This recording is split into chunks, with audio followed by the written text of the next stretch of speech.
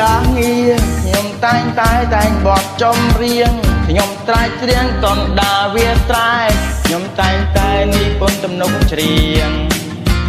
និពន្ធរឿងស្នេហ៍និពន្ធរឿងជីវិតចាំនិពន្ធរឿងជីវិតនិពន្ធរឿងគ្រួសារដែលខ្ញុំដេកគិតហើយខ្ញុំស្រមៃ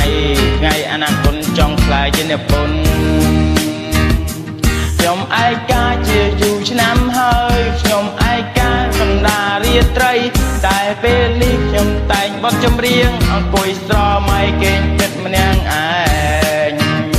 សម្រាប់ពីការងារខ្ញុំមិនផឹកខ្ញុំមិនស៊ីខ្ញុំមិនដើរលេងខ្ញុំមិនជក់សម្រាប់ពីការងារខ្ញុំតែងបត់ចម្រៀងសម្រាប់ពីការងារខ្ញុំតែងខំច្រៀងសម្រាប់ពីការងារខ្ញុំខំរៀនច្រៀង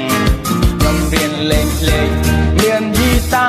ខ្ញុំតែងលេងបទចម្រៀងពីរឿងកំសត់ពីរឿងអតីតពីរឿងបច្ចុប្បន្នទៅអនាគត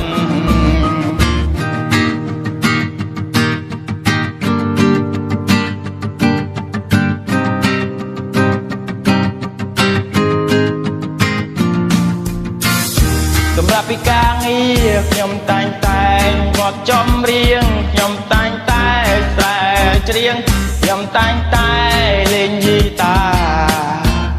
ខ្ញុំមិនទៅណាខ្ញុំលេងហ្គីតាខ្ញុំតែងបត់ចម្រៀងកណ្ដាវាស្រែដាក់ចាប់យំយ៉ាងពីរស់រិនដំនឹកឃើញអនុសាតែងបត់មួយបត់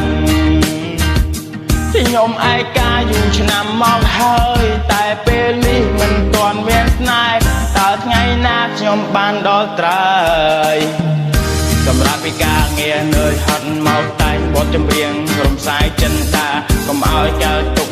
មានជីវិតត្រូវតែមានន័យខិតខំទៅមុខរកការថ្មីរកជីវិតថ្មីដើមសារថ្មីកុំឲ្យមានទុកវាច្រើនពេកក្រៃខ្ញុំឯកាយូរឆ្នាំមកហើយ